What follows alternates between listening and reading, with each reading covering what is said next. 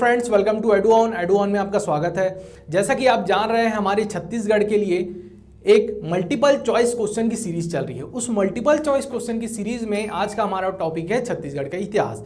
छत्तीसगढ़ के इतिहास में जो प्राग ऐतिहासिक काल है उसकी हम विशेष तौर पर आज चर्चा करेंगे। तो आइए शुरू करते हैं हमारे पहले प्रश्न के साथ, जो है पहला प्रश्न हमारा, चीनी इतिहासकार ह्वेनसांग छत्तीसगढ़ के किस स्थल की यात्रा किया था? यह आपको बताना है। चीनी यात्री जो ह्वेनसांग है वह छत्तीसगढ़ में कहां पर यात्रा किया था? मल्हार, जांजगीर, दमौदारा, तेलाग्राम या गिरौदपुरी? इसमें से क्या होना चाहिए करेक्ट आंसर? तो इसमें करेक्ट आंसर है आपका मल्हार। जो चीनी यात्री ह्वेनसांग है वह छत्तीसगढ़ में दो जगह पर यात्रा किया था। एक तो मल्हार जो आपका पड़ता है बिलासपुर में, और दूसरा जो प्लेस था वह था सिरपुर। सिरपुर पड़ता है आपका महासमुंद जिले में। इन दो जगहों पर ह्वेनसांग जो चीनी यात्री था वह यात्रा किया था। अगला क्वेश्चन देख लेते हैं। मौर्यकालीन आहत सिक्कों की प्राप्ति छत्तीसगढ़ में किस स्थान पर हुई है? मौर्यकाल, जैसे कि आप जान रहे हैं, प्रागैतिहासिक काल के बाद मौर्यकाल आता है, मौर्यकाल, गुप्त काल, इस प्रकार बढ़ते चलेंगे। वैसे ही मौर्यकाल में आपको पूछा है आहत सिक्के कहां से मिले हैं? रिद्धिपुर, खरसिया, तारापुर, बालपुर या इनमें से कोई नहीं? तो क्या होना चाहिए आपका करेक्ट आंसर? तो आपका करेक्ट आंसर होगा तारापुर। तारापुर जो रायगढ़ में स्थित है, यहां से मिले थे आहत सिक्के। आहत सिक्के कुछ इस प्रकार होते हैं जहां पर सिक्कों की ढलाई में खुदाई करके या उस पर एक प्रेशर बनाकर सिक्कों को ढाला जाता है, जिस पर पक्षी है, पशु है, इनके आकृति बनाई जाती है या राजा की भी आकृति को उसमें उकेरा जाता है। तो ये होते हैं आहत सिक्के। तो ये मौर्य काल में मिले थे तारापुर से। अगला देख लेते हैं हम। महाभारत काल में अर्जुन के पुत्र बभ्रुवाहन की राजधानी क्या थी? बभ्रुवाहन ने कौन सी बनाई थी अपनी राजधानी, यह पूछा है। तो आपके पास चार ऑप्शन है, मणिपुर, भांडेर, खरौद या चित्रांगतपुर। तो इसमें क्या होना चाहिए? इसमें करेक्ट आंसर है आपका, उन्होंने अपनी राजधानी बनाई थी चित्रांगतपुर को। और चित्रांगतपुर का अगर प्राचीन नाम पूछा जाए तो चित्रांगतपुर का प्राचीन नाम है सिरपुर। वैसे ही अलग अलग क्षेत्रों का अलग अलग जगहों के प्राचीन नाम पूछे जाते हैं। तो रतनपुर का आप याद रख लीजिए मणिपुर, गुंजी का दमौदरा, आरंग को भांडेर नाम से जाना जाता था। तो इस प्रकार हम क्या देख रहे हैं, एक क्वेश्चन के पीछे अलग अलग क्वेश्चन के और आंसर हम तैयार कर रहे हैं, क्योंकि प्रश्न आपके यहीं से बनते हैं। अगला प्रश्न देख लेते हैं हम। छत्तीसगढ़ के प्राचीन इतिहास में नवपाषाण काल से संबंधित कौन सा स्थान था? आपको बताना है। जो नवपाषाण काल है, जैसे जानते हैं, एक प्रागैतिहासिक काल 3 पार्ट में डिवाइड था, मध्य पाषाण काल, उत्तर पाषाण काल और उसके बाद आया था नवपाषाण काल। वैसे ही आपको बताना है नवपाषाण काल से संबंधित कौन सा है? कबरा पहाड़, मल्हार, चितवा डोंगरी, गढ़धनौरा या इनमें से कोई नहीं? तो इसमें करेक्ट आंसर क्या होना चाहिए आपका? तो करेक्ट आंसर है इसमें आपका चितवा डोंगरी। चितवा डोंगरी में नवपाषाण काल के बहुत सारे वस्तुएं मिली है या औजार मिले हैं। तो आइए जान लेते हैं चितवा डोंगरी के बारे में। चितवा डोंगरी जो है आपका राजनांदगांव जिले में पड़ता है, और इसके अलावा भी नवपाषाण काल के जो औजार हैं कुछ जगहों पर मिले हैं। जैसे आप देख लीजिए, यहाँ पर दुर्ग जिले में अर्जुनी नाम के एक जगह में मिला है, और रायगढ़ के टेरम नाम के जगह पर नवपाषाण काल के अवशेष हमें मिले हैं, या उस जो मानव सभ्यता है वह यहां पर मिली है। अगला क्वेश्चन देख ले। वैदिक काल में किस नदी का उल्लेख रेवा नदी के नाम पर किया गया है? रेवा नदी के नाम से किस नदी को जाना जाता था? जैसे कि आप जानते हैं, वैदिक काल को 2 पार्ट में डिवाइड किया गया था, ऋग्वैदिक काल और दूसरा था उत्तर वैदिक काल। तो ऋग्वैदिक काल में तो छत्तीसगढ़ के बारे में कुछ बातें नहीं कही गई हैं, उत्तर वैदिक काल में बातें कही गई हैं। तो इसमें बताइए कौन सा होगा आपका आंसर? सोन नदी, नर्मदा नदी, गोदावरी या रिहंद? तो इसमें करेक्ट आंसर है आपका नर्मदा नदी। नर्मदा नदी को रेवा नदी के नाम से जाना जाता था। यह आपको उत्तर वैदिक काल में देखने को मिलेगा। आइए अगला प्रश्न ले लेते हैं हम। करका भाटा संबंधित है, आपको बताना है करका भाटा किस काल से संबंधित है? पूर्व पाषाण काल, नवपाषाण काल, उत्तर पाषाण काल या लौह युग या इनमें से कोई नहीं? किस काल से संबंधित है आपको बताना है। तो इसमें करेक्ट आंसर आपका यह लौह युगीन सभ्यता से संबंधित है करका भाटा। करका भाटा आपको मिलेगा बालोद जिला में, और यह बालोद जिला यहां पर आप छत्तीसगढ़ के मैप में देख सकते हैं। बालोद जिले में यहां पर मिलता है, और यहां पर पाषाण घेरे और मृद भांड भी प्राप्त हुए हैं, और यह लौह सभ्यता से भी जुड़ा हुआ है। अगला क्वेश्चन देखते हैं हम। नवपाषाण काल से संबंधित चितवा डोंगरी की खोज किसने की थी? तो आप ध्यान दे रहे हैं, चितवा डोंगरी के बारे में बार बार प्रश्न किया गया है, तो आप समझ सकते हैं पेपर में भी बार बार आया हुआ है। तो आपको ये जान लेना है कि ये क्वेश्चन इंपॉर्टेंट है। इसके पहले भी बताया था मैं चितवा डोंगरी कहाँ पड़ता है, पहले तो आप रिमाइंड कर लीजिए, राजनांदगांव में। और क्या बोला है इसकी खोज किसने की? तो ऑप्शन आपके पास है रामकृष्ण, स्वराज, भगवान सिंह, विनोद कुमार या इनमें से कोई नहीं। तो आप बताइए।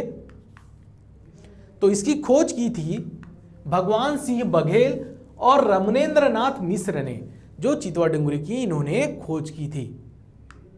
अगला प्रश्न देख लेते हैं। छत्तीसगढ़ में पाषाण घेरा निम्नलिखित में के किस स्थान पर प्राप्त नहीं हुआ है? ये क्वेश्चन आप ध्यान दीजिए। पाषाण घेरा जो है किस स्थान पर प्राप्त नहीं हुआ है? प्राप्त नहीं हुआ है ये बोला है ना, तो यहां पर ध्यान देंगे। गढ़धनौरा, चिरचारी, धनपुर, सोरर या इनमें से कोई नहीं। तो आपका करेक्ट आंसर है इसमें यह जो है धनपुर से नहीं मिला है। और धनपुर क्या है? धनपुर जो है बिलासपुर जिले में एक जगह है जहां से शैलाश्रय प्राप्त हुए हैं। यहां से पाषाण घेरा नहीं मिला है, शैलाश्रय मिले हैं। तो 3 जगह जो हैं, गढ़धनौरा, चिरचारी और सोरत। चिरचारी और सोरत बालोद में है और गढ़धनौरा कहाँ मिलता है हमें? कोंडा गांव में। तो इन जगहों से पाषाण घेरा मिला है। और पाषाण घेरा क्या होता है? पाषाण घेरा का अर्थ होता है जहां पर मृत व्यक्तियों के चारों ओर एक घेरा बनाया जाता था पत्थरों का, उसे कहा जाता था पाषाण घेरा। तो ये पाषाण घेरा हमें 3 जगहों से मिला है और एक धनपुर से नहीं मिला है। अगला क्वेश्चन देख लेते हैं। प्रागैतिहासिक काल में पशुओं और पंक्तिबद्ध मानव समूह का चित्रण हमें किस जगह से प्राप्त हुआ है? तो आप जैसे जान रहे हैं क्या होना चाहिए हमारा ऑप्शन? सिंघनपुर, कबरा पहाड़, चितवा डोंगरी या जोगीमारा या इनमें से कोई नहीं।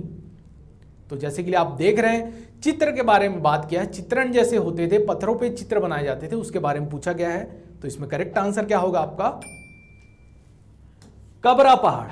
कबरा पहाड़ जो है यहां पर पशुओं के जो जैसे छिपकली, घड़ियाल और सांभर, इन पशुओं की आकृति हमें कबरा पहाड़ में देखने को मिली है। और यहां पर मानव समूह भी मिला है जिसमें पंक्तिबद्ध मानव जो है पंक्तिबद्ध हमें देखने को मिला है यहां पर चित्र में।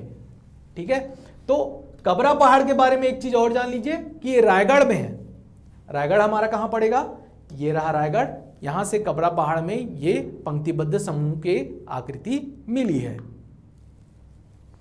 कौशल खंड नामक ग्रंथ के अनुसार कौशल्या जी के पिता का नाम क्या कहा गया है? कौशल्या माता जैसे आप जानते हैं, उनके पिता का नाम क्या है आपको बताना है। जनक, भानुमंत, सोमेश्वर, महिपाल या इनमें से कोई नहीं। तो इसमें करेक्ट आंसर क्या होना चाहिए आपका? भानुमंत। जो कौशल्या माता है उनके पिता का नाम था भानुमंत और इनकी शादी हुई थी दशरथ जी के साथ। दशरथ कहाँ के राजा थे? आइए मैप में देख लेते हैं। मैप में आप देख रहे हैं कौशल जो क्षेत्र है, कौशल जो क्षेत्र है वह दशरथ जी का राज्य था और यहाँ पर शादी हुई थी कौशल्या माता की। और इसी कौशल को कहा जाता है उत्तर कौशल और छत्तीसगढ़ को कहा जाता है दक्षिण कौशल। इसीलिए आपको ये चीज याद रखनी है। अगला, 16 महाजनपद के अंतर्गत छत्तीसगढ़ किस महाजनपद के अंदर आता है? तो ये चीज आपको जानना है। जब आप 16 महाजनपद, आपको अगर छत्तीसगढ़ का इतिहास आप पढ़ रहे हैं तो आपको भारतीय इतिहास भी जानना जरूरी है, क्योंकि अगर भारतीय इतिहास अगर जब जानते हैं तो छत्तीसगढ़ का इतिहास आप आसानी से पढ़ सकते हैं। हम गलती यही करते हैं कि क्या करते हैं, छत्तीसगढ़ के इतिहास को पकड़ बैठ जाते हैं और वहीं से शुरुआत कर देते हैं। परंतु आपको यहाँ से पढ़ना नहीं है, डायरेक्ट आपको शुरुआत करना है भारतीय इतिहास से। तो आइए इसका आंसर देख लेते हैं क्या होगा। चेदी, चेदी महाजनपद से छत्तीसगढ़ यहाँ पर रिलेट था। और अगर देखें तो यहाँ पर आप मैप में देख रहे हैं जो चेदी है, चेदी महाजनपद जिसकी राजधानी थी सुक्तिमती, इससे रिलेटेड था छत्तीसगढ़।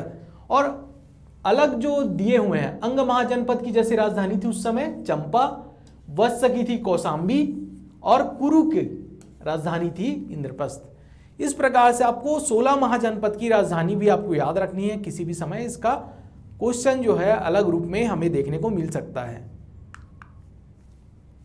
इंद्रावती नदी के किनारे भाटागुड़ा में जैन मंदिर या जैन धर्म के किस क्रम के तीर्थंकर शांतिनाथ की दुर्लभ मूर्ति मिली है? शांतिनाथ जो है जैन तीर्थंकर जो है उनकी दुर्लभ मूर्ति हमें कहाँ से मिली है? और ये पूछा गया है कि ये किस क्रम के हैं। तो पहला आंसर तो आप जान गए कि इंद्रावती नदी के किनारे बोला है, यानी यह बस्तर में मिला है, बस्तर में मिला है। और कौन से क्रम का है तो आपको बताना है इसमें 12वें, 10वें, 16वें, 8वें। तो इसका करेक्ट आंसर क्या होगा? ये थे 16वें क्रम के तीर्थंकर। और यह जो मूर्ति मिली है इंद्रावती की नदी के किनारे बस्तर जिले में मिली है। इस चीज को आपको याद रखना है। अगला क्वेश्चन आपका, उत्तर वैदिक काल में विंध्य पर्वत का उल्लेख किस उपनिषद में किया गया है? विंध्य पर्वत जो है विंध्याचल के नाम से आप जिसे जानते हैं, उसे किस उपनिषद में अंकित या उल्लेख किया गया है? कठोपनिषद, मुंडकोपनिषद, छांदोग्य, कौशिकी। तो इसमें क्या होना चाहिए हमारा करेक्ट आंसर? तो हमारा करेक्ट आंसर है इसमें कौशिकी। कौशिकी उपनिषद में आपको विंध्य पर्वत के बारे में देखने को मिलेगा। अगला प्रश्न आपका, भोंगापाल बौद्ध विहार कहाँ स्थित है? भोंगापाल बौद्ध विहार, जैसे कि आप जानते हैं छत्तीसगढ़ में बहुत सारे बौद्ध विहार हमें देखने को मिलते हैं, वैसे ही यह भोंगापाल बौद्ध विहार कहाँ स्थित है ये बताना है। कोंडागांव, कांकेर, बीजापुर या दंतेवाड़ा? तो इसमें करेक्ट आंसर क्या होगा आपका? तो करेक्ट आंसर है कोंडागांव। कोंडागांव में आपको ये भोंगापाल बौद्ध विहार देखने मिलेगा। बहुत प्राचीन काल का बौद्ध विहार है, यहां पर आप इसे देख सकते हैं। और इसी के साथ मैं एक आखिरी प्रश्न आपको दे रहा हूं। इस आखिरी प्रश्न के साथ आप बताएंगे कि इसका आंसर क्या होगा। बिलासपुर जिले के किरारी से प्राप्त काष्ठ स्तंभ से पता चलता है कि प्राचीन काल में निम्नलिखित में से कौन से राजवंश का शासन छत्तीसगढ़ में था? मौर्य, श्रृंग, कण्व, सातवाहन। तो इसका आंसर आप कमेंट सेक्शन में जरूर दीजिएगा। और अगला जो हमारा टेस्ट सीरीज आएगा या इसके बाद का जो इतिहास का हम क्रम जो चल रहा है उसमें हम इसी मौर्य काल के प्रश्न हम लेंगे और मौर्य, गुप्त और जो आगे के हैं उस पर आधारित हम प्रश्न लेंगे। हमारी टेस्ट सीरीज लॉन्च हो चुकी है, आप जाके उसका सैंपल या ट्रायल ले सकते हैं ताकि आपको पता चल सके कि हमारे प्रश्नों का स्तर किस प्रकार का है। और आप अपनी तैयारी भी जान सकते हैं क्योंकि तैयारी आपकी बहुत ज़रूरी है। और वीडियो जो है हमारा यहाँ पर आप लाइक करते हैं, सब्सक्राइब भी कर सकते हैं अगर, तो बहुत अच्छा होगा ताकि आपको इसकी नोटिफिकेशन बराबर टाइम से मिलती रहेगी। इसी के साथ मैं इस वीडियो को समाप्त करता हूँ। धन्यवाद। जय छत्तीसगढ़।